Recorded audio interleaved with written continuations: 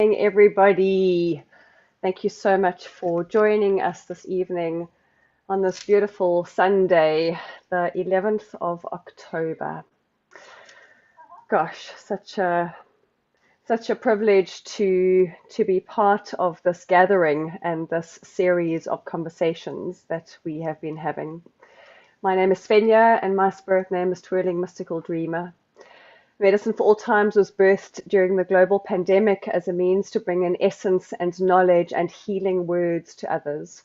It has evolved into a powerful platform of local and international speakers who are sharing incredible depth and wisdom that is so necessary at these times and at all times. Thank you again for joining us. I'd like us all just to take a moment to land in the space.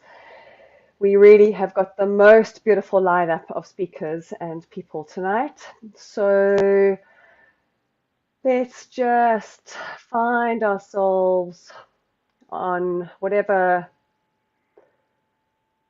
place, platform we are seated, whether it is a chair or the floor or a bed, and just feel into our sits bones. Feel the weight of our body and allow our shoulders to drop. And allow our tongue to move away from our palate and our jaw to just soften. Bringing open and awareness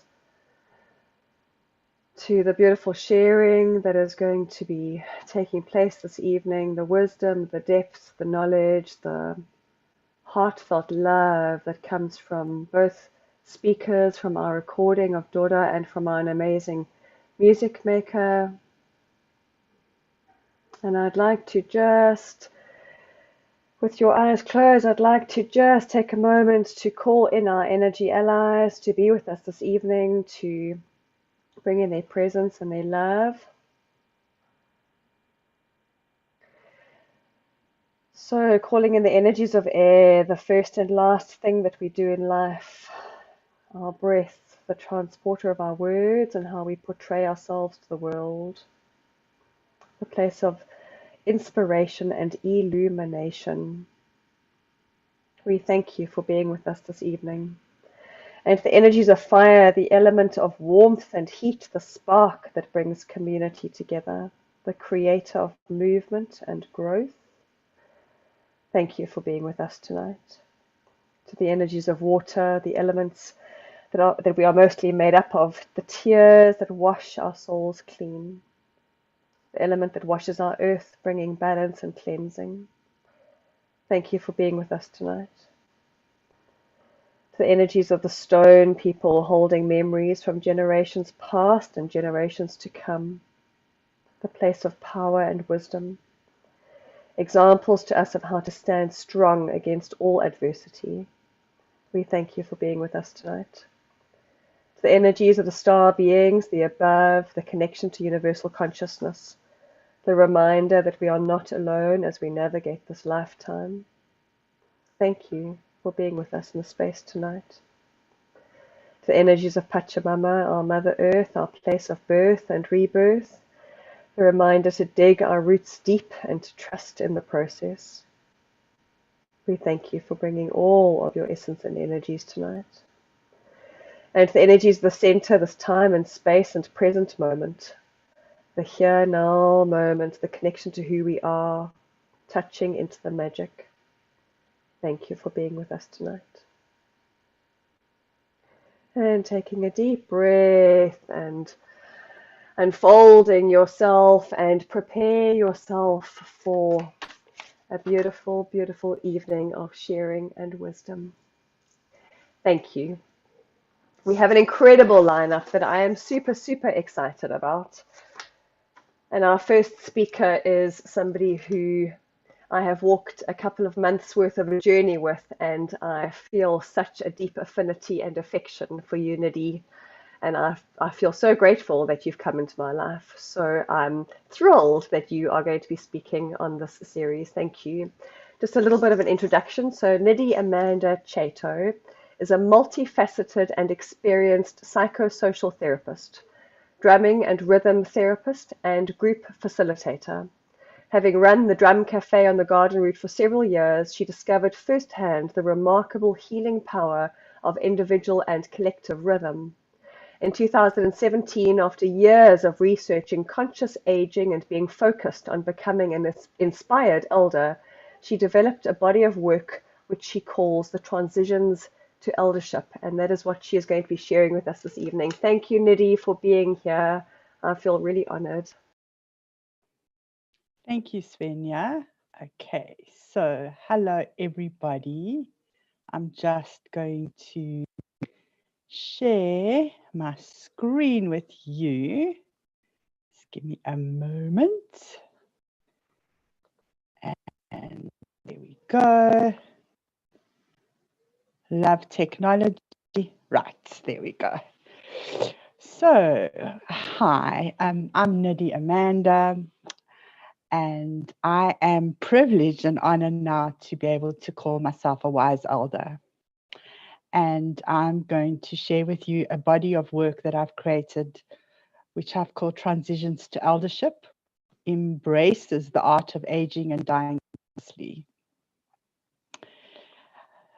So before we begin, and I know that we did do a little check-in, I want to go a little bit deeper with that and ask if we can just all sit quietly, close your eyes or look down and just connect with yourself just for a moment, to just say hello to yourself and give me time to step to my energy and space of sharing with you. So we're going to just focus on our breath and the beautiful space under our navel in our sacral chakra, in that sacred place that connects us with the earth and connects us with the rhythm of life and connects us with our higher purpose. And to just take a beautiful deep breath into that place and breathing out and just feeling more present and connecting with whatever's coming up for you, whatever you're feeling. Just giving yourself some loving kindness and presence. We're going to take another deep, beautiful breath. And breathing out and just being here now in this space with this beautiful opportunity to just share a little bit about the wisdom and connection with the collective. Take another deep breath in. Breathe out and gently open your eyes. Thank you.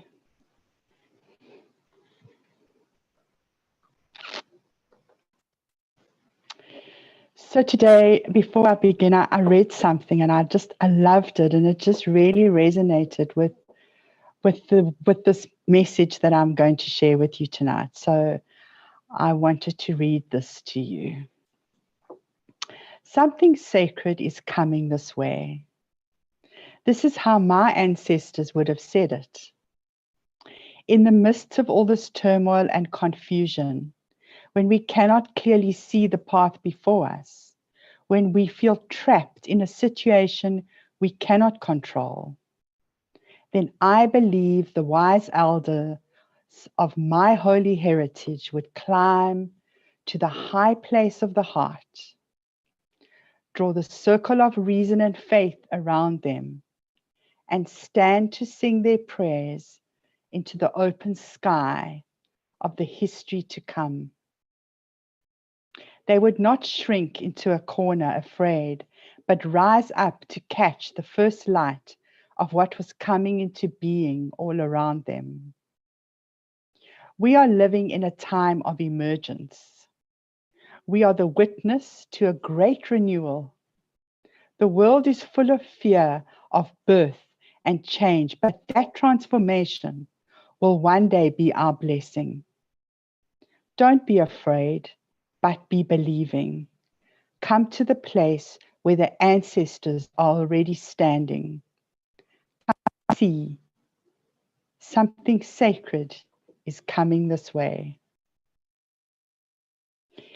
when I read that today, I just thought it was such a beautiful picture of coming into the heart and drawing a circle. And the whole core of my work with Transitions to Eldership is the circle, the medicine wheel. And I thought I would just begin by telling you my story and how I came to this place of sharing and creating this work. So I was a very young mother, and I felt in my 30s this deep calling to connect with my legacy and what I was going to share as I moved towards my eldership. I've always been on a spiritual path, and although I've gone through many challenges of life, the spiritual path is what's held me close and helped me through. And I never doubted or wavered this path. And so I started believing that when I got older, I wanted to leave a legacy of something that I would be proud of, and that would inspire younger generations and those still to come. And I started working on connecting and studying around the psychosocial aspects of life, and also connecting deeply with my ancestors and the people in my line who had come before me, and also learning very much about the rhythm of the earth and the cycles of life and the seasons and the moon and the different mechanisms and patterns that presents us with. And I also studied herbalism and started to learn about plants and earth and the healing medicine and the magic of working with the earth and with plants. And I also started to drum. And with the drum and with playing in a circle and holding space in circles and groups, I started to feel a connection and a voice that was far greater than words that I had to say. I also felt very strongly about my values and really worked on what are the values that I want to instill and bring into my life so that I can embody them and show this in the legacy that I'm leaving behind, the legacy that I'm creating in my life. And part of my research and work with drumming particularly, I started working with older people, and I started working with their stories and giving them an opportunity to share about what was giving them meaning and purpose, and the connection that happened. And also being older, the things that mattered to us when we were young for older people didn't matter anymore. That what mattered was relationship and family and connection and heart. And there were a lot of, I won't say regrets, but there were times where people didn't spend enough time connecting, making peace, sharing, and that caused a lot of sadness and a lot of pain. I also was a daughter and I was a mother, and my journey as a woman and my role of motherhood and of sharing and of giving and of creating became very important in my research. Also learning my own mother and my difficult relationship with her. I had to learn about motherhood and daughterhood on another level, on a level of being a daughter of the earth and a daughter of the universe, and also to be a mother of the earth and a mother of the universe. And in this, I also discovered the medicine wheel wisdom, and I discovered how magic it was to the elements and the directions, and to connect and to create circles and places in nature that gave me support and held me and helped me to connect with wisdom. And I started to piece this and weave this all together into this body of work. I started studying. I went to study at the age of 52 to get a degree in applied psychology. And that gave me a really amazing theoretical basis onto which to take all my work and weave it together to create a process that I practice now, which is helping people heal wholeness. And learning the theoretical side, the therapeutic side, and bringing in all this wisdom and knowledge and life experience that I had brought me to the place of creating my work with Transitions to Eldership and becoming the psychosocial therapist that I am.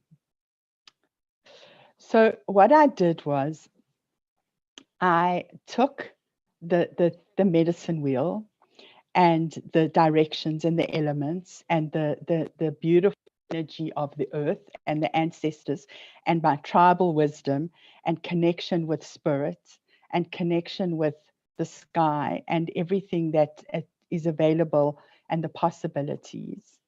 And then I also took the psychosocial stages of the spiritual, mental, emotional, relational, physical aspects, and I put it all together in the circle. And then I started looking through the process of moving towards eldership and of becoming a wise elder, and that we have to go through a journey, a quest to work through many of the things that we've been through in our lives to get to the place where we move into a transition into becoming an elder. And so I looked at my psychology and developmental theory, as well as the psychosocial aspects and the medicine wheel wisdom.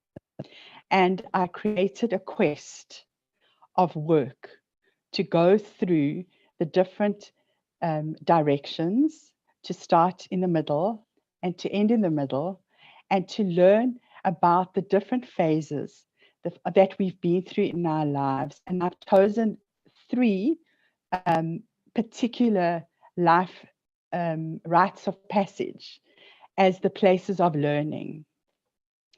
And what the journey is and what the process is that when we can go into each of these places and connect with our trauma, connect with the parts of us that we've left behind, find what these parts of us need, rekindle and re-establish that relationship so that we can give ourselves the healing and the connection from those places that we may have forgotten or that we've packed away because they're too difficult to deal with, and to honor the lessons from those places, to let go what we don't need with gratitude and blessing, and then to take the gems, jewels from these lessons and bring them through the journey into this beautiful process of eldership.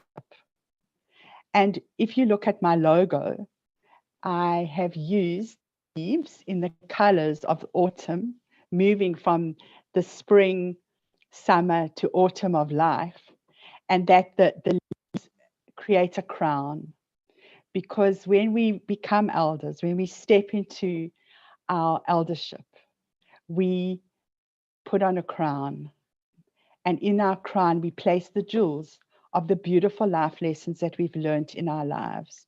And we can stand strong in our power and in the beauty and magnificence of who we are. And then we can shine our light and be filled with grace and inspiration for the generations still to come, and share the wisdom that we have and the beautiful lessons that we've learned in our lives. It's a sacred, beautiful journey. So my program, I've called Quest for Queendom. And this is a rite of passage journey which honors aging and dying consciously, where you reignite your inner wisdom and come home to your own queendom. And a beautiful woman who, I don't know if she's here tonight, but has been on the same process that Svenja and I've been, and an incredible artist, Sinette, and she created this image for me, which is the queen with her crown, and she placed syringa flowers in her hair, which represent wisdom, and the owl on the shoulder, which is also in the knowledge and the whispers of the wisdom to become a queen, to become an elder, and to be able to shine our beautiful light and inspiration into the world. So let me tell you about the medicine wheel that I have created. I've created a process of 8 different processes and modules and lessons and learnings that part of the map that we use the medicine wheel for on our quest.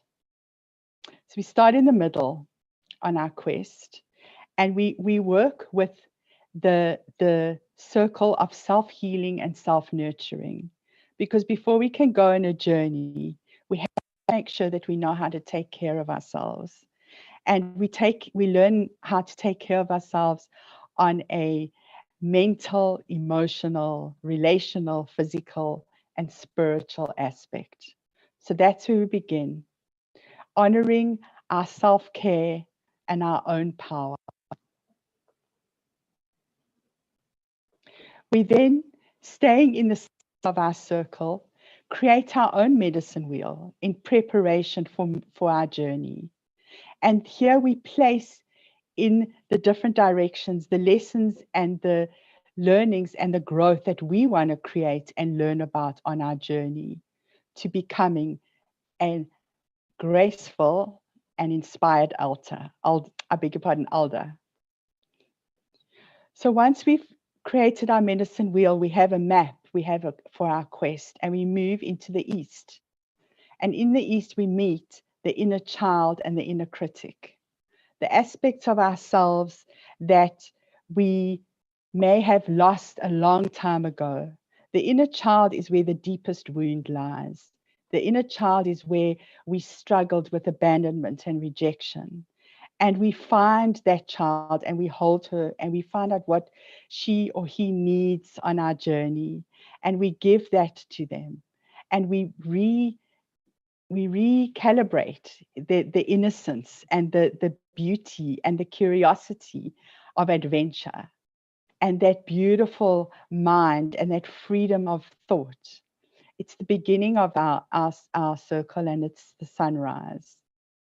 And we also talk to and connect with the inner critic, the critical voice that has been there for so many years. And we make friends with that part of ourselves. We honor the way that they've guided us, and where they don't serve us anymore, we let that go. And then we move into the south, and we move into our emotional body, and we find our free spirited younger self, the part of us that was so invincible and strong and had such seriously strong opinions about life and had something to say. But it's also the part of us where we reconnect with, or we know our power, but we also lose our power in that place. We start to silence our voice, we make compromises, we maybe not be sure of where we belong. And so in this way, we discover these parts of ourselves, the parts that were strong and invincible, and our strong will. And we leave behind the pain and the things that do not serve us anymore from our emotions. But we are always acknowledging and letting go with love and with respect.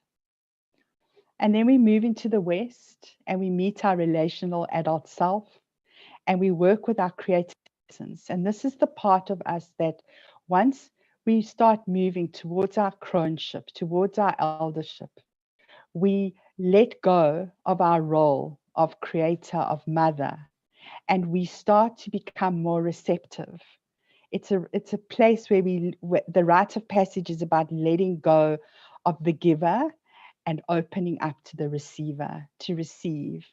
And here we work with our creative essence, how we can bring it into ourselves and empower ourselves and make ourselves so strong, and the art, and learn the art of becoming receptive and harnessing our power within and growing that power with, and preparing us for when we move into the north and we become our elder self, filled with grace and having to confront our shadow. And so that the north part, our circle and our wheel and our map is being that graceful elder. And this work is with grace and with shadow. And here we start to get to know and accept ourselves exactly for who we are. And often the crone's drawn with warts. And I always laugh because it's about loving yourself and accepting yourself, warts and all. It's about really not getting so caught up in the things that we caught up into when we were younger, that we actually become more empowered and strong and authentic. And then we bring the gems that we placed, that we collect along the way, and we move back into the center. And we do a process of honoring ourselves with love, compassion, and respect. And we place the jewels and the lessons into our crown. And we hold ourselves in a beautiful way of grace and of beauty, holding our crown and feeling strong and ready for this beautiful journey that we are about to undertake. But there's another part to this journey. This comes at the end of our journey, where we sit on the earth, whole, and we have a conversation about dying. Because when we can embrace our death and the process of dying and come to a place of acceptance that this is what will happen, and to be conscious about this, we can really enjoy our lives, and we can be strong and connected, knowing that our journey has been worthwhile and that our legacy is created and it's intact. And we have so much to offer and give. So when we sit on our earth throne, we affirm our inner wisdom and we come home to the magnificence of who we are. So that's Transitions to Eldership. And that's the process and the work that I've created and that I'm offering. And it's very sacred and blessed work for me. And it's been an amazing journey as I've created this work.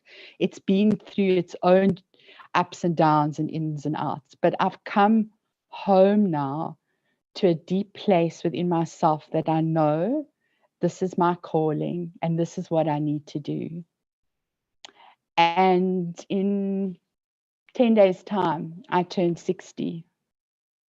And so this is very important for me because I feel that now this is my rite of passage into becoming an elder.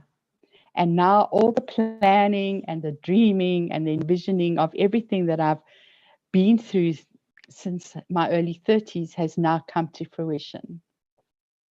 And now I step through that doorway into my eldership.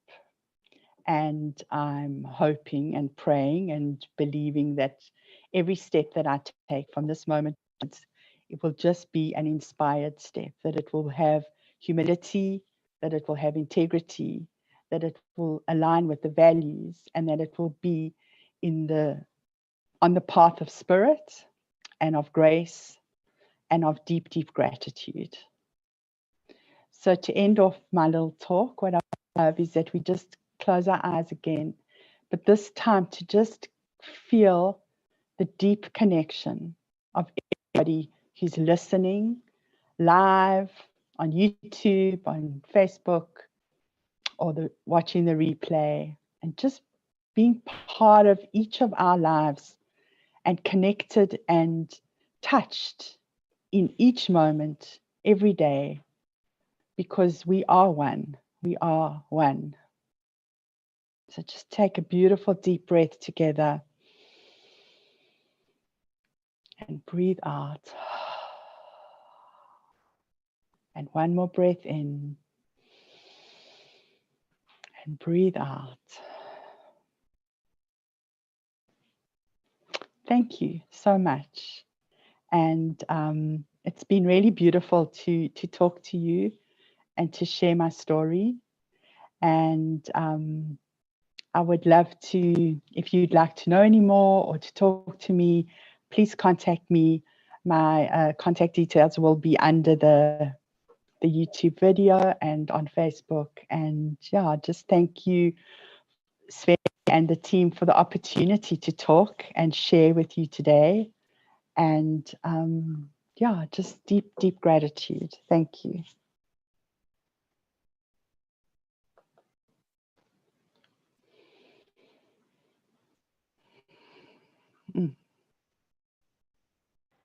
Thank you so much, Nidhi. That was so beautiful. And gosh, I feel so, so relaxed and so at peace. So thank you for creating that beautiful, safe holding space. And I love the way that you bring in the medicine wheel and the different places that are so relevant for us to remember and to revisit and to honor. You know, I think as we step into our eldership, it's really vital for us to honor the phases that we've gone through in our lives, because they've all been so instrumental in creating the person that we are. You know, we can't negate that. And I really loved what you said about accepting our dying so that we can live. And it is, you know, I think a lot of our Western culture that we are raised with, we have this fear around dying. And especially with this global pandemic, there's been so much fear that's been created. And in actual fact, we need to just come back home to ourselves, you know, and just live our lives to the fullest that we possibly can and make the most of them. Thank you, Nidhi. Thank you so much for being here. Next up, we have our awesome music maker, Antoine Van Rensburg. I'm so excited about listening to you, and I just want to give a little bit of an introduction. So Anton discovered the Bansuri, I hope that I'm saying that correctly, when he heard its mystical sound for the first time in Rishikesh, India in 2015. The word Bansuri originates from bans meaning bamboo and sur meaning melody. From this passion for the Bansuri, Anton incorporates custom-designed soundscapes of nature and his surrounds with the sounds of Sanskrit mantras and Raga melodies. I can't wait. Anton, thank you so much for being here, for being our music maker this evening. Thank you, Svenja. Thank you for that introduction. It's interesting for any musician, I think, to experiment with how to perform in a new environment such as this. So I'm very grateful for this opportunity to fill in the spaces in between the wise words of Nidhi and our other speakers. Thank you so much. For this, it's a learning experience for me, and partially when you have an opportunity to learn, you get an opportunity to experiment. Zoom is a platform I think that musicians struggle with, in that it is a speaking platform. We're experimenting still with how to get our sounds across. So bear with me this evening. I've got two spaces to fill, and I want to give an introduction to sound and sharing the frequencies that we make. I play the bamboo flute, which is very much an instrument which is connected to our voice. How we hear is how we play. So I'd very much like to give a demonstration and move through that from a mantra point of view, which is using voice, which when you repeat it thousands and thousands of times, comes with a rhythm and a melody arrives, and bring that into connecting with the environment around you.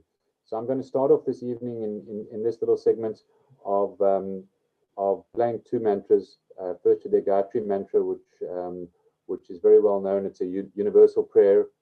And firstly with voice, and then take it into the sound of the flute. And I'll step into another favorite of mine directly after that, called Fameva, Pameba means you truly are. It is a mantra of prayer and thanks.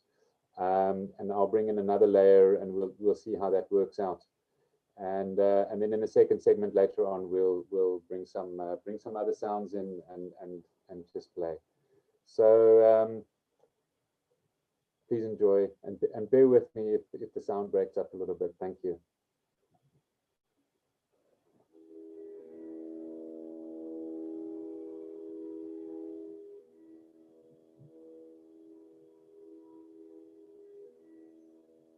Om Bhuvasvaha, Om Tat Saviturvarenyam, Bhargo Devasya Demahi, Yu Yonaha Prachodayat. Om Bhuvasvaha, Om Tat Saviturvarenyam, Bhargo Devasya Demahi, Yu Yonaha Prachodayat. Om Bhuvasvaha, Om Tat Saviturvarenyam, Bhargo Devasya Demahi, Yu Yonaha Prachodayat.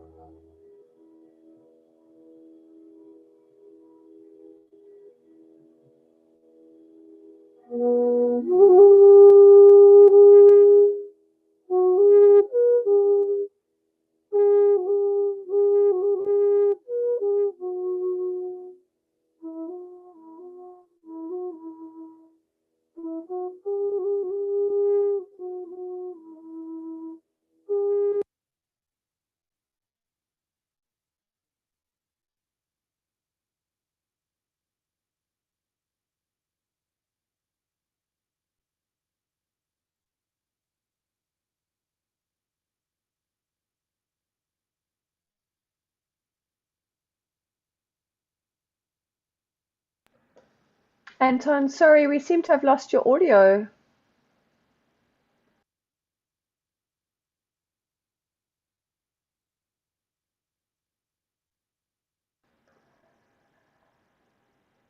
It was working beautifully, and then suddenly it decided to cut out.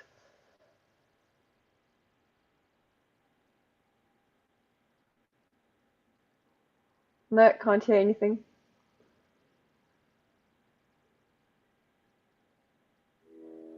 There we go. Oh, no. Yes? Hello, hear me now? Yes. Yes. The joys of Right, so technology. the words of technology. Give me a moment as I share my screen with you.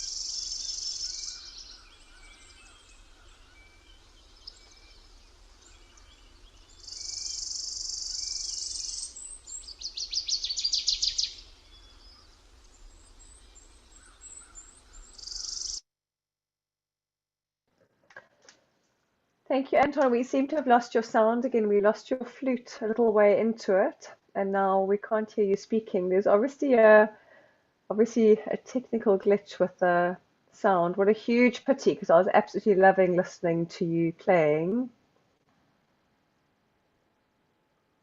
Hmm.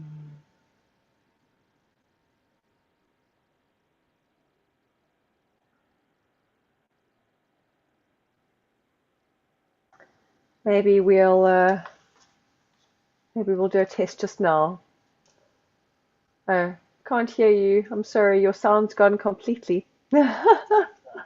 So sorry, Anton. Gosh, thank you so much, and thank you for your persistence. And yeah, hopefully we'll figure something out in the next little while, and we'll get it right. Thank you for that beautiful interlude. So next up, unfortunately, our speaker is not able to be live with us due to his location, his geographical location. But we have next up a video recording of Doda Situpa, and his topic is Indigenous wisdom and keeping culture alive. Doda is from Mpondo land, Wild Coast. He is a weaver and a teacher of traditional Mpondo baskets, mat making, and a facilitator. He believes in revitalizing Indigenous knowledge in the world of tech and rapid urbanization. And Nidhi is going to be our incredible sharer of videos this evening. So, Nidhi, I'm not going to spotlight you. You can just immediately go to share screen, please, if you don't mind, and then we can enjoy the beautiful share from Doda.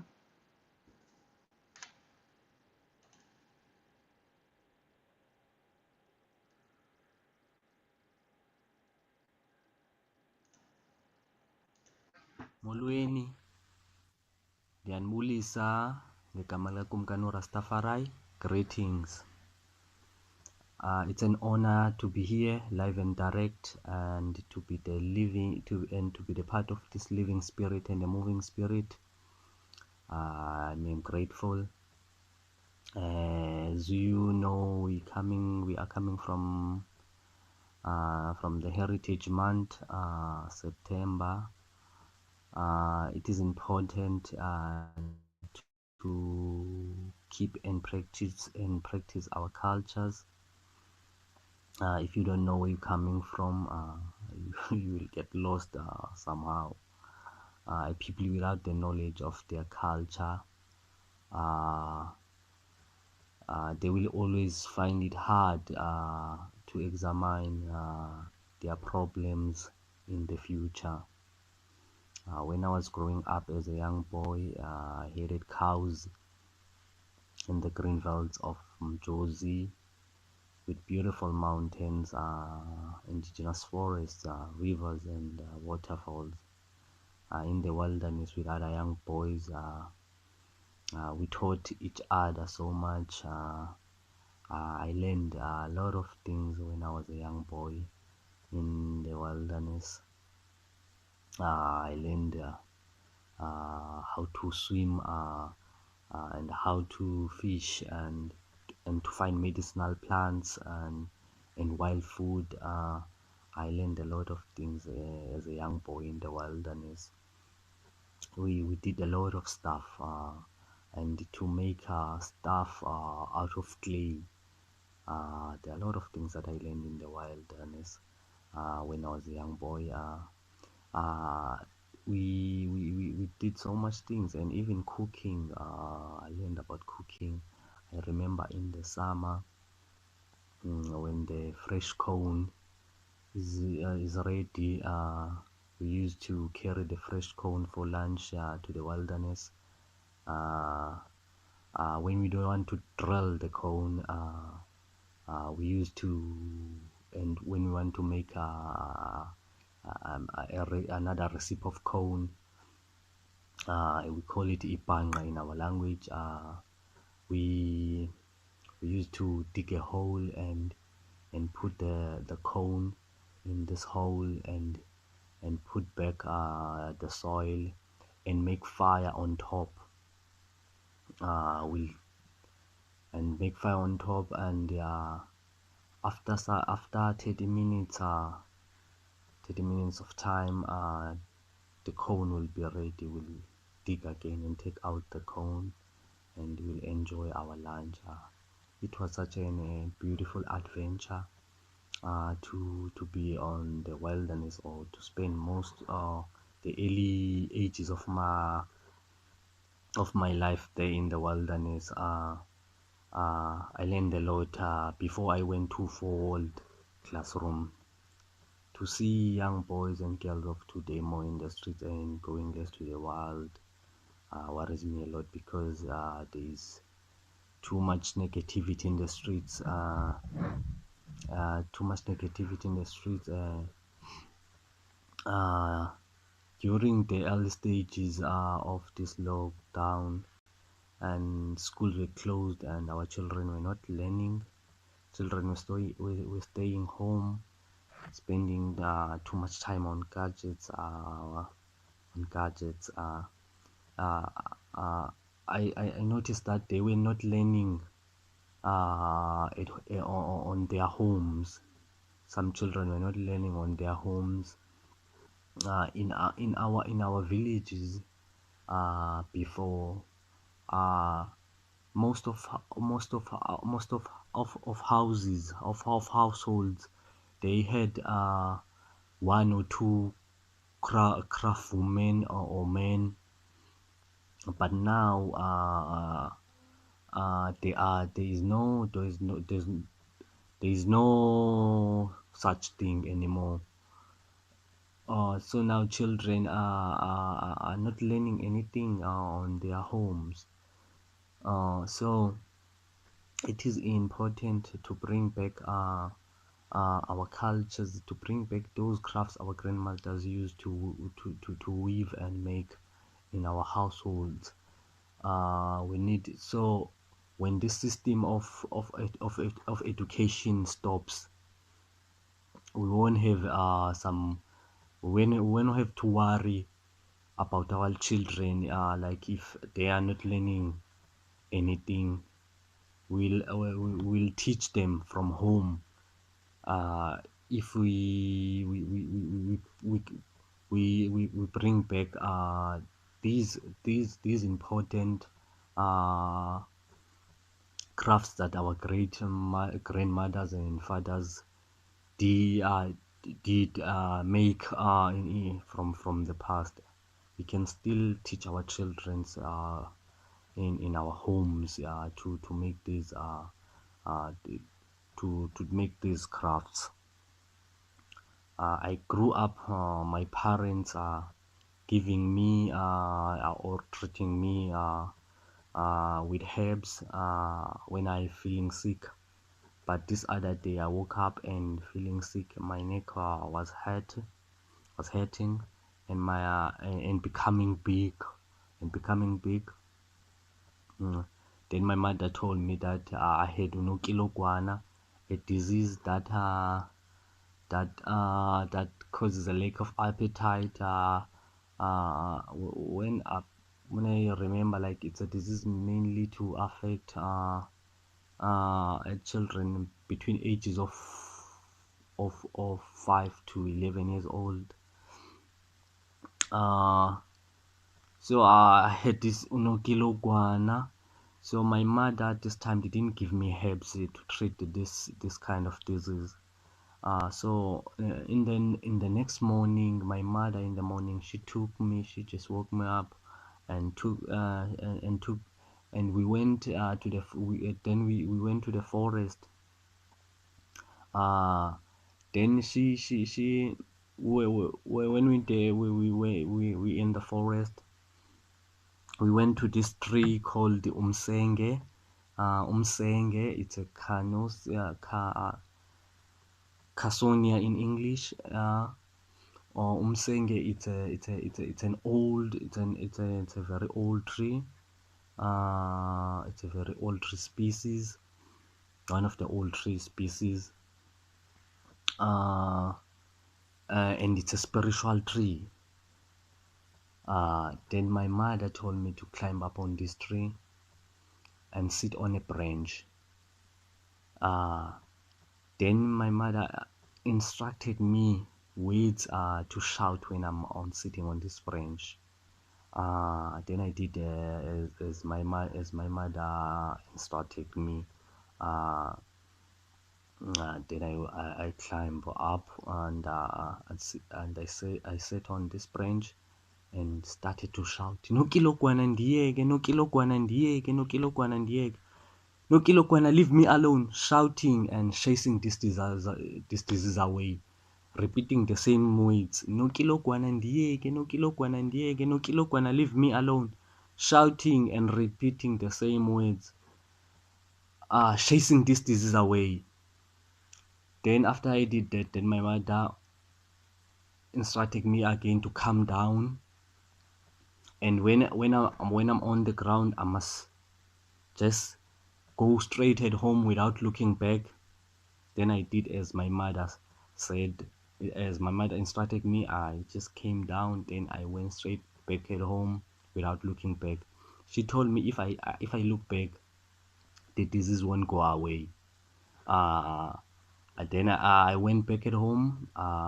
Then the other day I was fine and feeling okay. I was able to play with other children. Oh, these spiritual trees are still around, and these spiritual trees are still living. The spirit in these trees, it's still there. The spirit in these trees, but men have forgotten where he come from. I am feeling pity when every kind of disease attacks mankind. It's hospitals, it's hospital and science.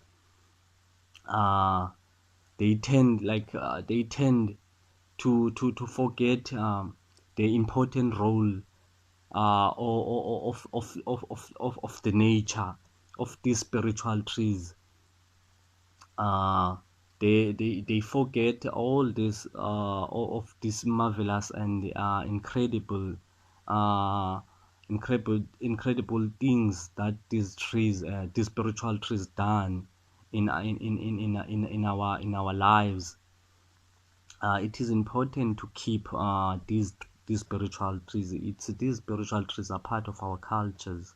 I really want to say we must not forget if there is some diseases that are coming that are attacking mankind.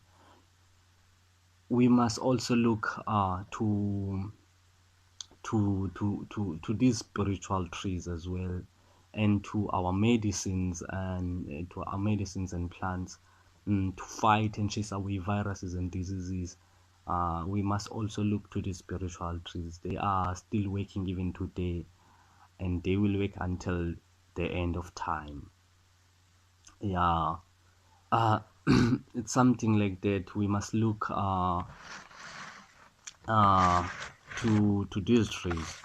We must look to these trees. They are waking still, to spiritual trees. Uh, uh, I am a weaver. I make baskets and mats. I was interested in crafting and protecting my culture, and I started to buy local crafts to keep and to use them as a household stuff. And because our crafts are so important in our culture and African spirituality, I noticed something very strange when I was collecting these crafts. These crafts are the people who make these crafts are old women and men. And when I ask to want to know how they started the weaving journey, the crafting journey, they told me that they inherited from their forefathers, from their parents. And I asked them if are they doing the same to their children, and they told me that their children, they don't pay attention to this stuff. They always looking their phones. They said, then I wanted to learn, and I devoted myself, and I'm exploring all aspects of weaving. I know to craft or weave or more than 2 crafts now. I'm a facilitator. I make workshops. We closer basket weaving workshops. Around in Western Cape. Where I'm working with a non-profit organization, handmade, trying to keep the culture alive, closer people culture alive, and we teach people how to create their own basket or mat using a loom, trying to keep the culture of amaXhosa and amaMpondo alive.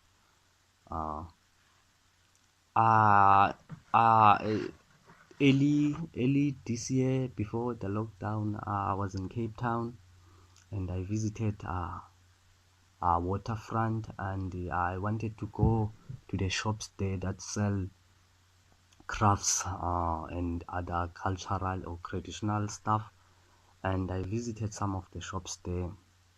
It's they have a lot of crafts there, and they are beautiful. But what I noticed that they have crafts from another countries of Africa, other countries in Africa. They don't have much of ukhuko, ingceke, crafts from Xhosa people or Mpondo people. They don't have that crafts there. I found like two or three old mats, ukhuko. I didn't find ingceke, a Xhosa basket or Mpondo basket. I didn't find any of these basket there.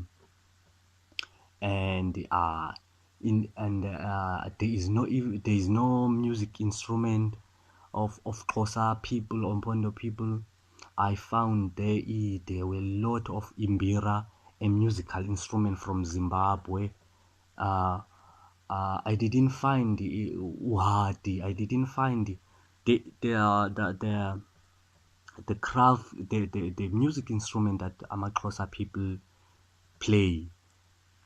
I didn't find the instruments there, but amaXhosa people, there are a lot of Xhosa people in Cape Town that are living in Cape Town. We must embrace their culture. To find more foreign stuff, in these shops.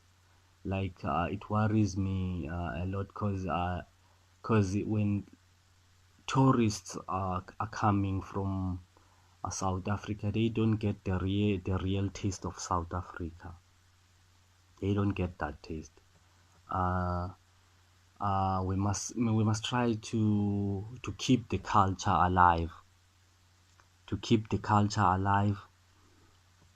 These are hotspot for tourists, and when they come here, they must see what is proudly South African. They must see what is proudly South African. Not things from other countries. I don't say like it's not a good thing, but at least we have to see much of my stuff, the amaXhosa crafts as well in these shops, like kukuko and baskets, Xhosa basket. We have to see this stuff there. We have to find this stuff. When people are coming, they must see the stuff. They might find these crafts from these musical instruments from Xhosa people. They must find this from these shops. We must keep the culture of amaXhosa alive and amaMpondo alive, and all the cultures as well. Lastly, I wanna share with you the months of the year in Xhosa, inyanga zonyaka. Months of the year in Xhosa are named after trees and beautiful stars. Uh, uh, and some of these trees are medicinal plants. Our first month is January. January, it's a month of January. It's Eyomqungu month or Eyomqungu. Umqungu. It's a special. Excuse me. Excuse me. It's a very important grass from our culture. We're using it for touching, and we're using it for steaming, just for cleaning our bodies. Then we have the second month, which is February, Eyomdumba, a month of swelling grain. Then we have March, Eyomkwindla, a month of the first fruits. Then we have Uchazimpuzi, April, a month of the withering pumpkins. Then we have May, Eyecanzibe, a month of canopus. Then we have June, Eyesilimela, month of plates. June, it's a month of plates, Eyesilimela. Then we have July. July, it's a month of Ekhala, a month of aloes. Aloes are blooming during this month. Most of the aloes are blooming during this month, July. Then we have August. It's a month, Eyethupa, month of the birds. Eyethupa, month of the birds, August. Then we have September. September, it's a Eyomsintsi, month of coast coral tree. Umsintsi, it's also a medicinal plant. It's a medicinal tree as well. September, it's a month of Eyomsintsi. Umsintsi, it's also blooming during this month, September. Then we have this month that we're in now, Dwaga, which is October, a month of tall yellow daisies. Dwaga, a month of tall yellow daisies. Then we have November. November, it's Eyenkanga, month of the small yellow daisies. Eyenkanga's month of the small yellow daisies. Then we go to December. December, Eyomnga, a month of it's a tree. It's an acastone tree. An acastone tree, Eyomnga. It's a very beautiful tree. This is our last month, December, Eyomnga. Yeah. Thank you. Blessed. I'm feeling blessed. Have a great evening. Enjoy the rest of your evening. Thank you.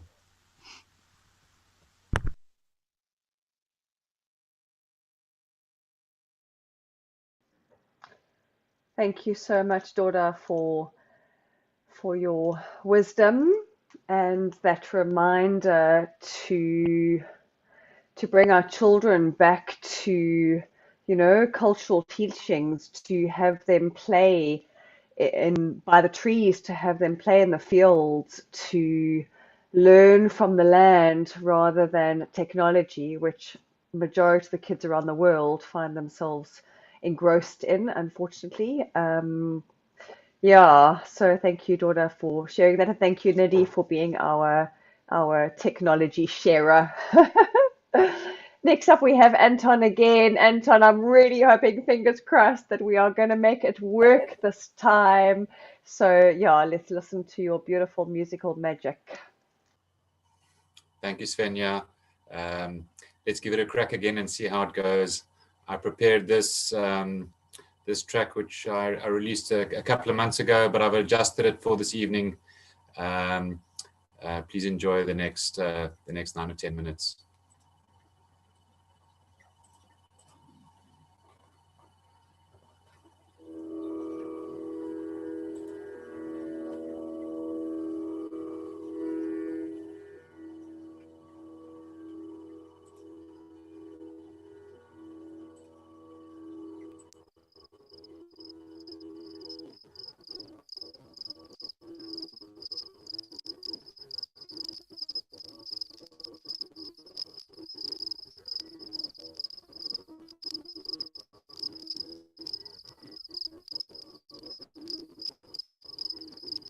Please interrupt me if the volume is down.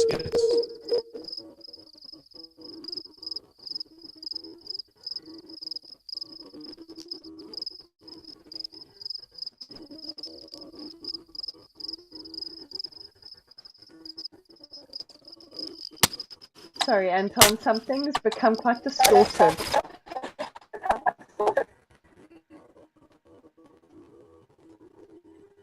I'm going to stop the backing sound. I'm going to stop the backtrack, and I'll Is purely it play you the confusing song. issues? It may be, yeah. This is Ragbupali. It's a nighttime raga. Can you hear me now? Yes, I can hear you now. Thank you. Ragbupali is a nighttime raga. With Indian music, we try and adjust to our surroundings, and there is a lot of instrumentation or a lot of ornamentation and improvisation that comes with it.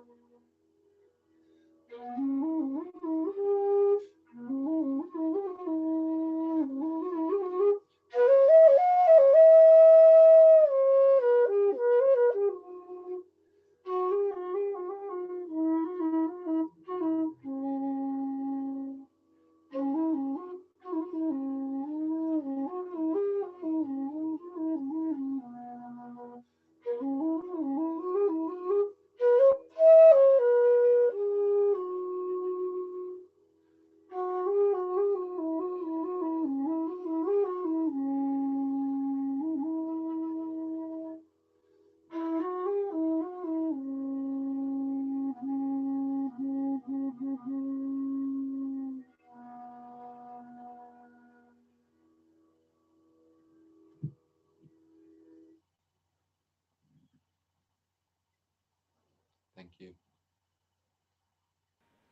Thank you, Anton. Yay! I'm so glad that we got to make that work. That was so beautiful. Let me just do the pinning. Thank you, Anton. That was really, really beautiful. Yeah, you really have a gift, and I'm sorry that we only got to listen to you once. We'll have to bring you back on board again for another series to be our music maker. Thank you. And we have our last speaker. She is in the midst of trying to catch the last rays of light and surrounded by her candles. I'm so deeply honored to introduce you to Debra Delgyln, very affectionately known as Gogo Debs. And Gogo Debs, I have some of her mugwort growing in my garden, which is my beautiful connection to her, which I'm very, very grateful for. So just a quick introduction. Gogo Debs is going to be speaking about the eldership of your lineage. Debra Delgyln is a trained teacher, healer, body worker, business counselor, and coach. She brings a unique perspective and humor to our human adventure. Her passion is to empower others with the knowledge, skills, and practices to fully embody their potential. She believes we each have a vital part to play in this life, and weaving these together uplifts all of our possibilities to next level beauty and grace. Thank you, Debra, for being with us. I'm so deeply honored, and you've just moved house, and so thank you for carving out the time in your busy schedule to be with us. Thank you so much, Svenja, for that introduction. And yes, I've moved house. I haven't got the power switched on, so I now have 6 tea lights and my phone. And I apologize if I look a little bit Blair Witch Project. It's the best I can do right now. And I really want to acknowledge the speakers who've come before. Nidhi, I really enjoyed hearing you speak about transitions and feeling the wisdom of your experience. And Doda, I love your passion about culture and ensuring the survival of culture. And Anton, I love your music. It stirs my soul. Thank you so much. So it's been a rich evening. And let's see, where do we go from here? I think we can, all of us, look at where we are right now in this world and somewhat throw our hands up in despair and go, seriously, what are we supposed to do now? Like, who knows? Who has the answer to where we are? We have not been through anything like this before. We don't have any ready answers. And it's very easy in these times, and I've done it myself, is to look at our politicians and go, what a bunch of incompetent idiots, that's just my politicians. Or to look at the corporate world and be quite cross at the way they're approaching something which is, it's a growth evolution stage for humanity on this planet.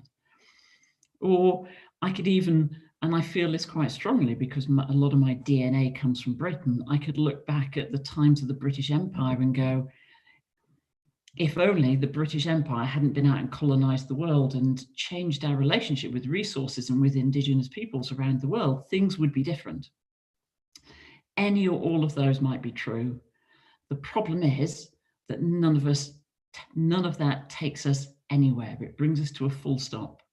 It's exactly the same as if I have a problem with someone in my life, if I'm getting really cross with someone in my life, and it's all their fault. Whatever it is that's going on, it's all their fault because of their behavior, and if only they weren't, and if only this, that, and the other.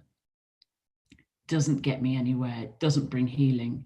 The only way healing can arrive in any situation is when I take responsibility for it, when I own what's going on and I go, okay, I'm feeling really quite angry with this person. I'm feeling really quite annoyed with what's going on. Let me look at my anger. Let me look at my annoyance. Let me look at my frustration. Let me look at my disappointment. This is the only place that healing can come from. Can't come from out there, it comes from in here. So the approach I want to take tonight to eldership is to invite each one of us to really look at what our capacities are, to look at what we have to offer, to really consider how we can, each one of us, bring our skills, our capacities, our insight, our joys to this world. Because man, I think we kind of need it. We all need it. We all need what each one of us brings. If there is a stage of evolution we're going through now as a race on this planet, it's the evolution from me into we. No single one of us has all the answers. No corporation, no vaccine, no savior is going to arrive. It's when we all come together and we each bring our wisdom and our skills and whatever we've got and we put it together. This is where there might be some evolution for us. So that's the approach I'm going to take tonight to eldership. It's a bit of a heavy introduction, I apologize.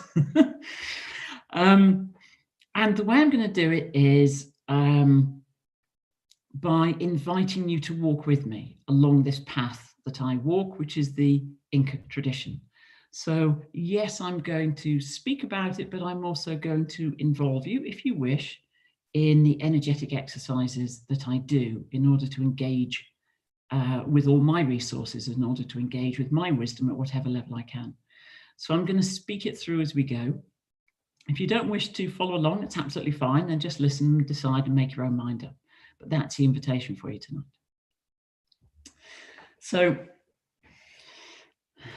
let's start with where we are right now. And never mind whether you have years of experience behind you, or never mind whether you've got a degree, never mind whether you've got half a dozen initiations in half a dozen different lineages. That's not where eldership lies. Eldership lies in my individual capacity to take responsibility for what's going on and to act with the best will I have for the good of all, or at least for the good of the most around me. So I'm not focused on my self-interest. I'm focused on what works in this situation. And even if it's just a conflict between me and one other person, if I can bring my best responsibility into that, then I'll receive the healing of it, and so will they, and the situation will change. So we start with where we are. And what do we know about where we are? Well, we kind of know where we came from. We may not know where we're going necessarily, but we kind of know where we came from. And we know that we came from a mother and a father, each one of us, no matter what our relationship is with those parents, no matter whether we even knew our parents, we know that we've come with physical human DNA. And that DNA is already a blending. I spoke right at the beginning about I need to come together. The DNA itself is a blending. The DNA of my mother's line mixed with the DNA of my father's line and gave rise to me and this immense, incredible body that gets to carry me around this planet and give me immense joy. This is where we've come from. And so we each have that wisdom available to us. And some of us know our mother's generation behind them, maybe 3 generations, maybe 4 generations back. Very few of us know even 2 or 3 generations back. So we don't know what skills, what qualities, what capacities are present in our DNA already. The one thing we do know is they were successful. All our ancestors were incredibly successful. How do we know that? Because we're here. The success lies in the fact that they survived. They generated the resources they need. They found a mate. They gave rise to progeny who also survived. Every one of our ancestors has that success. And that's material that we can tap into. So the exercise I'm going to share with you, first of all, is just about connecting with your ancestors, connecting with all of those who've gone before you, all of those whose DNA you carry, and connecting with that and maybe giving yourself access to some of those skills and qualities. So let's start let's start with the breath. It's always a good place to start. And the breath, of course, reminds us, just in case we've forgotten, of just how deeply life on this planet is interconnected. Every breath we take in brings oxygen into the lungs. The oxygen enters through the surfaces of the lungs, enters into the hemoglobin, gets carried around the body, where it fuels the metabolism, it fuels growth, it fuels processes within my body. And as I breathe out carbon dioxide. And that carbon dioxide for me is a waste product, but that very same carbon dioxide gets breathed in by the trees, by the grass, by the algae, by all the plants. No matter how much we feel how incredibly individual we are as human beings, which has been somewhat heightened by the experience of the past few months, every single breath connects us intimately with every other being on this planet.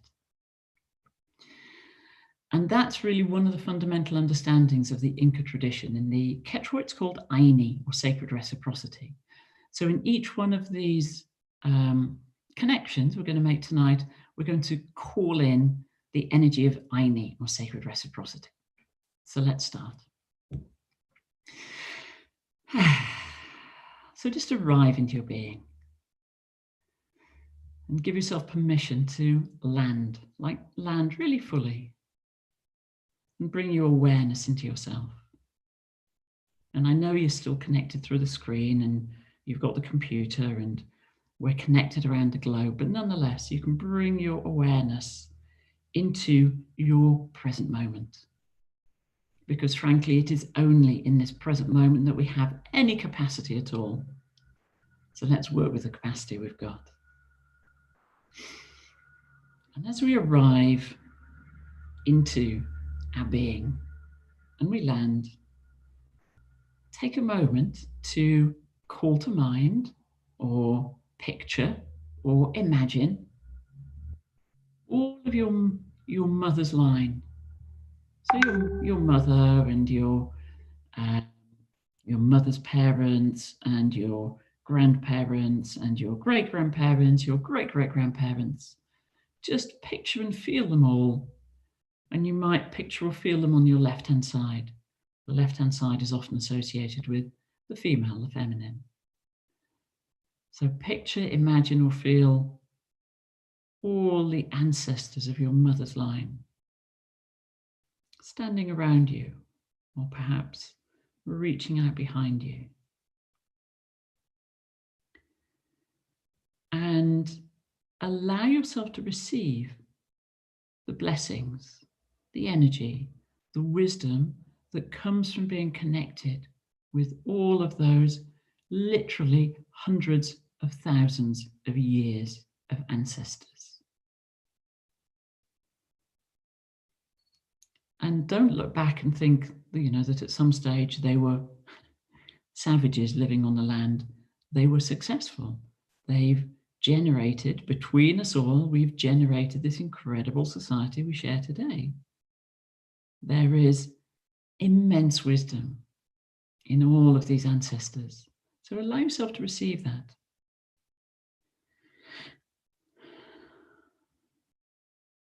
And now I invite you to imagine or picture or bring to mind your father, your paternal grandparents, your paternal great-grandparents, your great-great-grandparents. And imagine or picture or bring them to mind maybe on your right-hand side. The right-hand side is often associated with the male, with the masculine. And allow yourself to receive the blessings, the energy, the wisdom, the guidance, the insight that they bring. And take a moment to be aware of both of those sources of energy. Now in you, they might feel quite similar. They might be quite the same.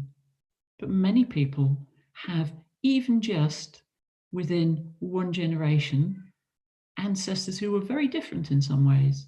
My parents did not share a religion. Some people's parents do not share a race.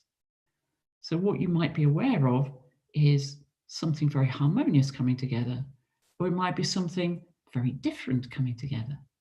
Different is exciting. Harmonious is beautiful. Neither's any better than the other. Whatever you have is a gift. So allow yourself to receive those energies and notice similarities, notice differences. And as those come to land in you, just be aware of whether or how any differences blend. or dance or interweave.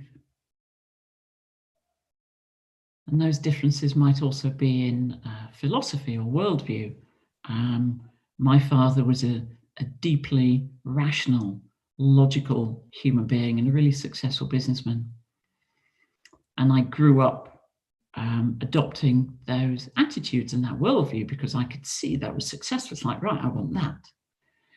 And so I lived with that for many, many years. And it's only in later years that I've delved more into the qualities that my mother brought. And my mother was open-hearted and compassionate. She would bring anybody home, anytime, anywhere, much to my father's frustration. And in later years, I've learned to encompass that energy as well. And I bring all of those energies now. Maybe some days I wake up and I know I'm doing business, so I might call on my father and go, Dad, can you kind of stand with me on this one? Or maybe I'm going out and meeting people and might call on my mum. And these energies blend in each one of us. So allow yourself to be aware of how those energies blend in you. And notice how it feels when you give space, when you allow space for both of those, and you honor them equally. And the joy of our method of reproducing and being born is that we're always mixing, we're always interweaving, we're always harmonizing difference. It's at the very heart of our nature, is this capacity to harmonize difference and bring it together and bring out something new from that.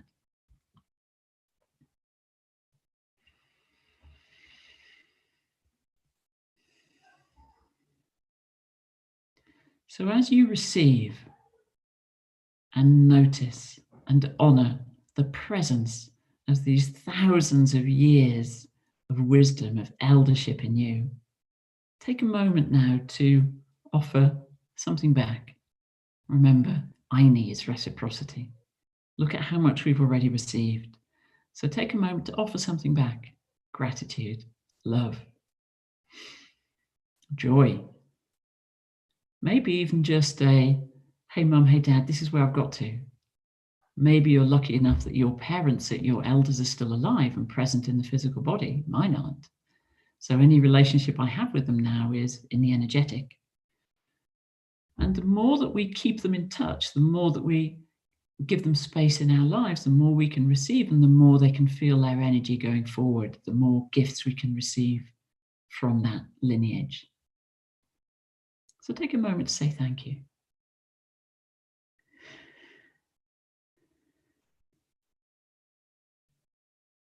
And receive the gifts. Bring them together in you. And then give thanks back. You can, of course, if you wish, make a more formal process around this. You can create an ancestor altar in your home with photographs. You can offer flowers. You can burn incense. You can make offerings. There's all kinds of wonderful things you can do. But the very simplest are the ones we tend to do the most often. So the very simplest way to engage with this wisdom and to bring it to life in your life is to open, to ask, to receive, to give thanks. And then as you kind of bring yourself back into the present moment, into the present day, notice how you feel now. How does your energy system now? Does it feel maybe a bit more active? Maybe a little bit more capacity available to you? And what I would like to do is share 3 sources of eldership in your lineage. So your parents are the first, your DNA. All those hundreds of thousands of years of ancestors can be active in you if you invite them and you share and you develop the relationship. So we each of us were born, grew up, here we are.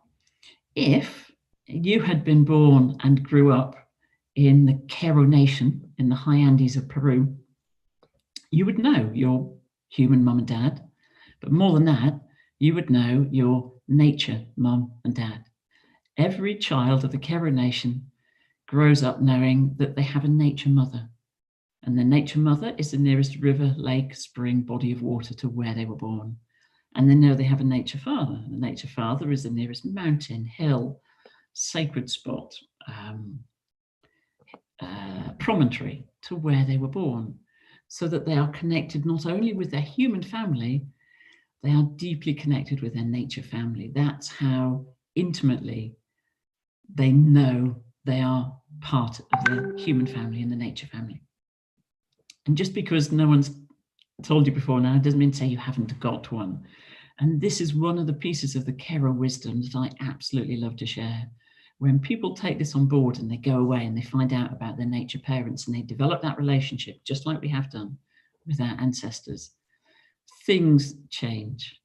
I can tell you that when I came back for the first time and put this teaching into practice, and I went to see my nature mum and I went to see my nature dad and I made my offerings and went, hey, it's me. Things changed in my life. So much is now available to me that wasn't before. So I would love to share with you right now this teaching of Nature Mother or Pakarina and Nature Father or Itu Apu. Because not only does this give you individual strength and resource to call on, it also helps each one of us to feel more connected with this planet. And as each one of us feels more connected with this planet, we each maybe stand up for that knowledge. We each maybe bring those voices forward a little more. We help our beautiful planet to be given the honor and the respect and the love, not only that she deserves, but that nurtures us all, because we cannot be separated from this planet. So let's drop back into our space. Just call to mind the place where you were born. So bring that into your awareness. Come back into your physical embodiment. Land in your physical body, land in your energetic body, your energy bubble. Take a moment to arrive. Notice your breath again. It's always good to start with the breath, the in and the out. And now bring to mind the place where you were born. Doesn't matter if you don't know the name of the river or the lake or the mountain. Bring to mind that place. And let's take everything we are in this moment, kind of gather up into your beingness, everything you are right now.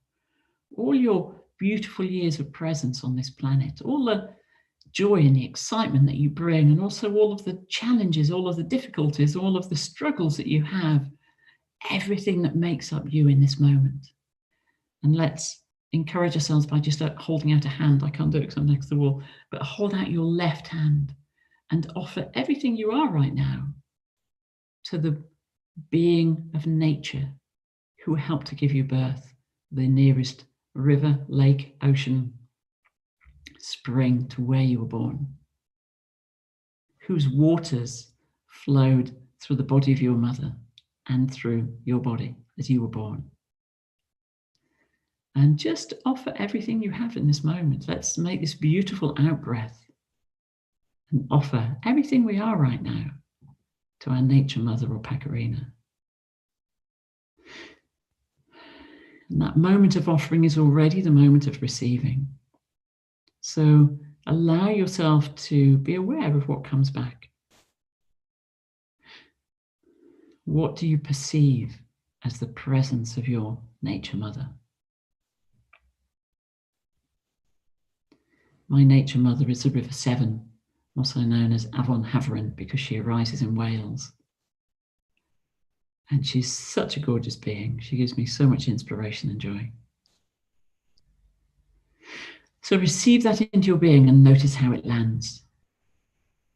Become aware of what that feels like in you when you invite in the waters of your birth. And then let's bring in Nature Dad. So gather up all of yourself again, like everything you are in this moment, and extend your right hand and offer everything that you are now to your Nature Father, the being of nature who gave rise to your bones, your tissues, your muscles, your organs, the physical molecules that made up your body at birth.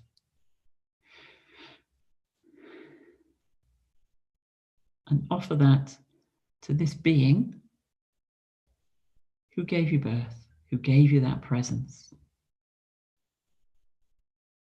And with that, offer your energetic update. This is who I am, this is what I'm up to, just like you would if you were phoning one of your parents after a long separation. This is where I've been, this is what I've done, this is where I'm at. And just offer it to your nature father. And in that moment of offering, allow yourself to receive the energy returning.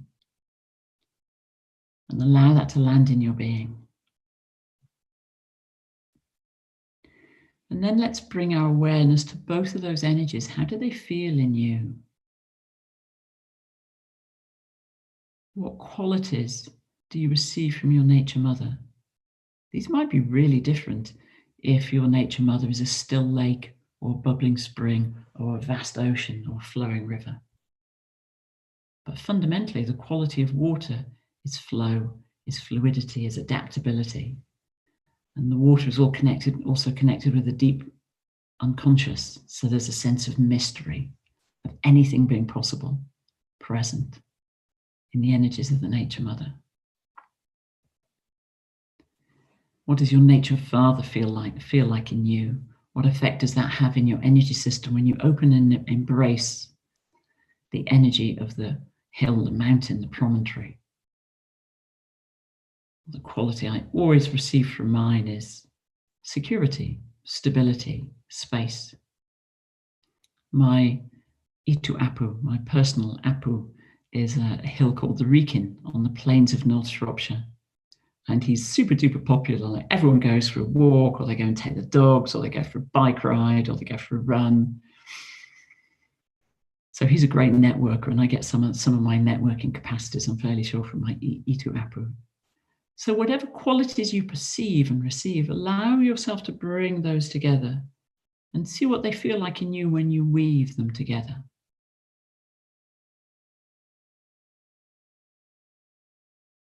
And we've woven together the qualities of human mother, human father, of nature mother, of nature father. In the Quechua, we are creating a Tawantine, which is a harmonious relationship of 4. 4 is a super duper magical number. 4 is stable and it holds space. So when you invite all this capacity into your life, you invite in the possibility for stability and at the same time for you to hold space. How magical is that? Imagine what you can bring, what you can offer by embracing the energies of your Tawantine.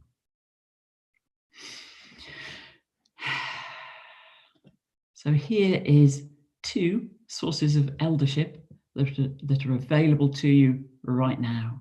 You don't have to sit at the feet of a guru. You don't have to travel to Peru. It's lovely, but right now you can't anyway. You don't have to go anywhere. You don't have to pay anyone a lot of money.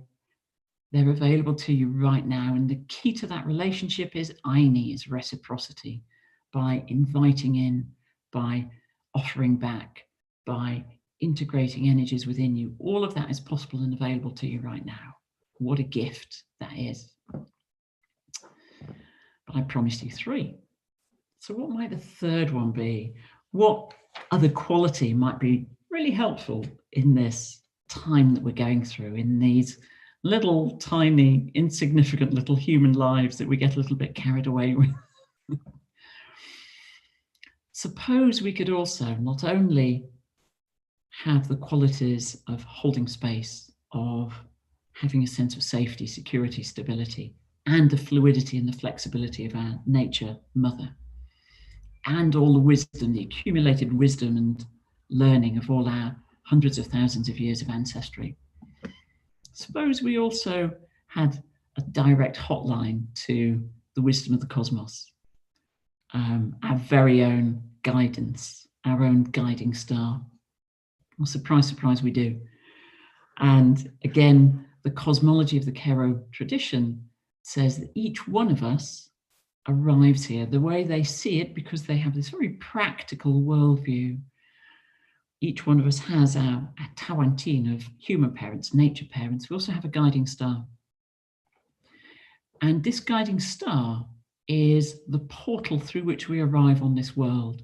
And it also is the portal through which we leave. So it's well worth getting to know, especially as I get closer to the point at which I will leave. I'm going to get to know my guiding star jolly well. I want the full map. I want the full guidance system. And I think a lot of us already feel this kind of inherent relationship with the stars, and we gaze up at the night sky and we go, oh my God, the stars, and they're billions of light years away. But there's a sense of connection. And if you like, although we are solid and we're human and we've got human ancestry and physical ancestry, each one of us feels unique and individual. And we all feel that at some level we are an expression of mystery. So whether we like to say that we contain a spark of source, or whether we know that the divine is within, or whether we go, I've got a guiding star and I know the energy of my guiding star, whatever terminology, whatever language, whatever cosmology you use, we all know that we're not really from here. We're kind of really from somewhere else, and we're just playing at being human because it's kind of fun, right? So let's also develop a more open and fluid relationship with our guiding star, knowing that this is our hotline to the cosmos. This is the place where each one of us receive direct insight and guidance. The insight and guidance I receive, I could share with you, but it's not yours, and it might be appropriate or it might not. How much better to receive your own and to receive it for yourself. So in the final part of this process, we're going to gather up everything we are. So again, take a moment and arrive, and really arrive in the embodied version of you. So really feel your feet on the earth.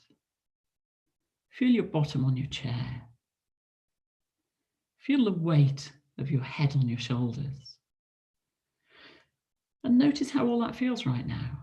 Is it feeling quite lively and engaged? Is it feeling quite tired? I wouldn't be surprised if it was. It's been quite a chunky kind of a meeting. So just notice and honor wherever you are right now. Our only capacity to act is when we are embodied. So this is really important that we arrive and that we accept wherever we are, whatever is going on for us. We can't spend our lives thinking about other things and if onlys. Our only possibility of acting is in the now. So let's really learn to arrive in the now. Bringing yourself fully into presence. Feeling the energy of the hundreds of thousands of years of ancestry on your mother's side. Feeling the energy of the hundreds of thousands of years of ancestry on your father's side. Feeling the energy of the waters who connect with you through your nature mother. Feeling the energy of the solid earth that connect with you through your nature father. And really giving yourself permission to own the amazing human being that you are right now. The capacity that's already present in you, the skills, the wisdom, the feelings, the thoughts, the dreams, the visions, all of it is who you are in this moment.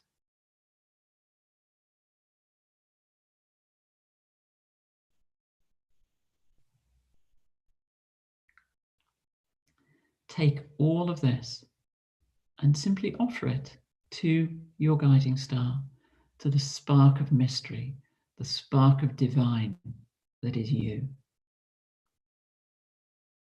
Doesn't matter whether you think you know what star you came from or where it is and what it's called, it makes no difference. Simply offer it. And the act of offering opens up the channel.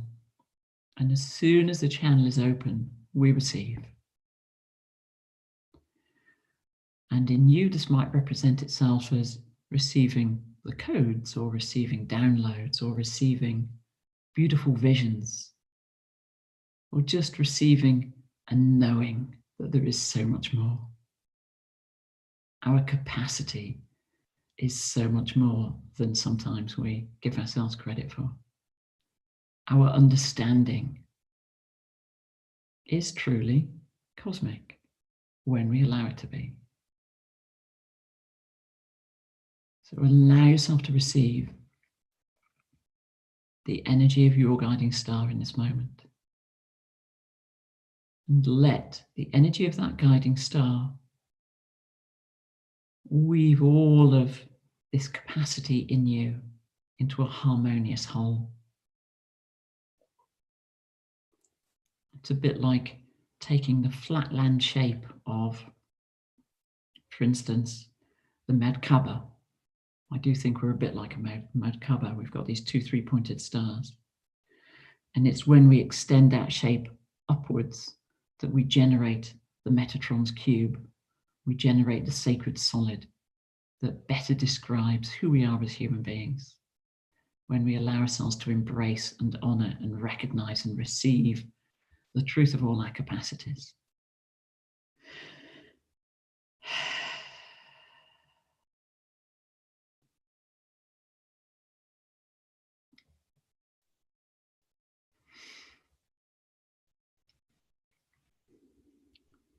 And there's one more small piece of cosmology I will share with you. And we've engaged with our human parents and nature parents and our guiding star.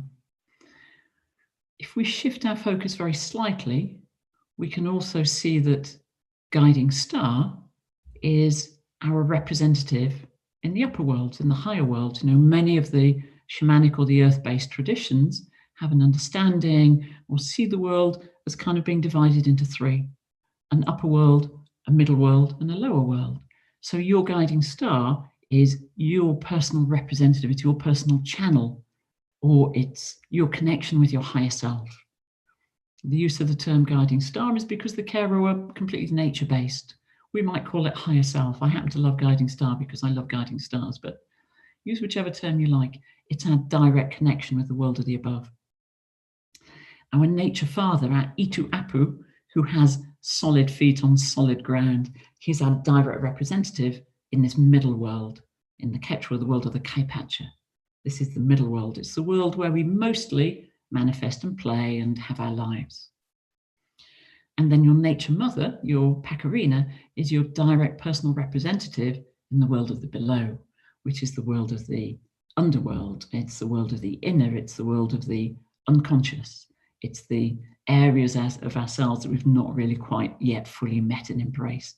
So by working with these 3, we also bring ourselves into this beautiful dimension of being present in all 3 worlds and of being able to access resources in all 3 worlds and to offer connection through all 3 worlds. And that really informs who we are as human beings.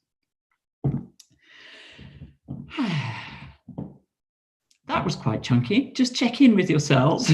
How do you feel right now? I'm slightly blown away. So if you are as well, just bring yourselves back, find a way to come back into the present moment. It's that guiding star, does it every time. Find a way to re-emerge in the present moment. Just check in with how you feel. What I would hope is that you feel expanded in some of these directions. You feel you have the capacity to access your own guidance, your own wisdom, not just your own, but everything that's available to you on all those 3 levels, through all those 3 beautiful connections that are possible. And the way that we do this more and more, partly is by practice, by offerings and all of those things that we do, but also is by taking responsibility for what we see and feel and understand, and by acting on it. Because the more we do that, the more we generate an increased need in ourselves. The more I make myself available and the more I act for the good of all, the more I increase my need to understand. And then I go to my ancestors more and I talk to my guiding star more. And so the simple act of taking responsibility for each one of us, even if we think it's tiny, doesn't matter. It's the individual acts that matter. any one of us simply choosing to take responsibility for one thing and acting on that, and then maybe when we've learned what that feels like and we've realized that it's possible and it grows our capacity, then maybe two things and then maybe three. The more that each one of us brings that into our daily lives, the more amazing and the more joyful and the more celebratory our lives together are going to get. And I am absolutely convinced about that. And I really look forward to sharing more of those days with all of you, and for us all to bring together everything that we possibly can and to weave the differences and to create this harmonious space within which all can be embraced and all can be acknowledged, all can be seen, all can be accepted. I'm going to stop. It's been an absolute pleasure and an honor to share with you tonight. And I'm just so grateful to the team for making this happen and for the possibility of being able to share a little bit of this and hopefully inspire you to kind of roll your sleeves up and really embrace everything that you are through all those three worlds. So thank you so much. Thank you, Svenja. Thank you, everyone else, for tonight. Thank you, Ras, behind the scenes. And what a pleasure to be here. Thank you. Gosh, go Debs. Yeah, sure. That journey was super powerful and beautiful, and I think I'm going to need some time for it to land. Thank you for your beautiful wisdom and for your shares and your deep knowledge in terms of connecting to our human parents, our nature parents, and our guiding star. Thank you so very much. Such a deep honor to have you here. And from my side, thank you to Nidhi Amanda and to Anton and to Gogo Debs for your beautiful shares, and to Doda, unfortunately with him not being here, but still his powerful, beautiful share and his wisdom. And it's just always such an honor to share space. And to Russ, my brother on this path, and yeah, without you, this series would not be possible. It was your vision to continue it, and I'm ever grateful for all the backup support. You might be in the background, but you are very much in the forefront. Just know that. And yeah, please, Russ, if you could close this evening for us.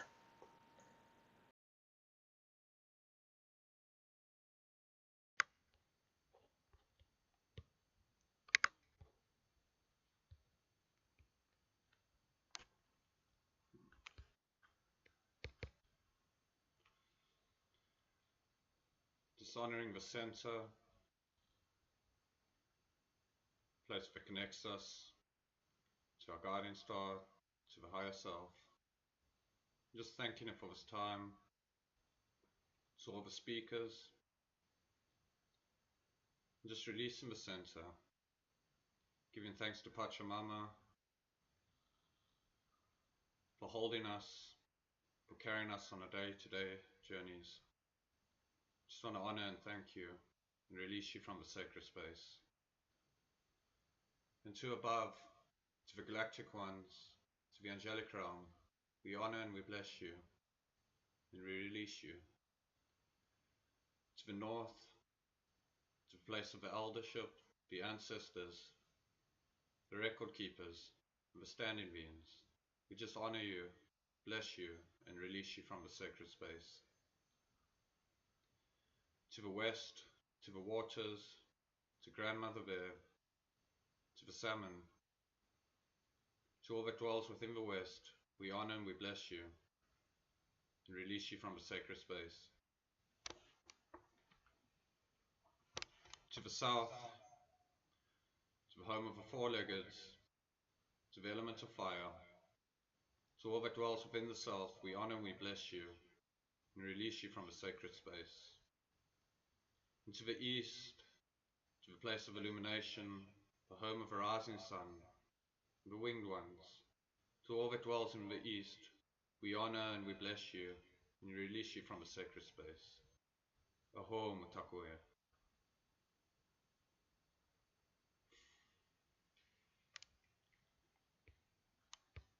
To our viewers, thank you for tuning in and see you in 2 weeks' time.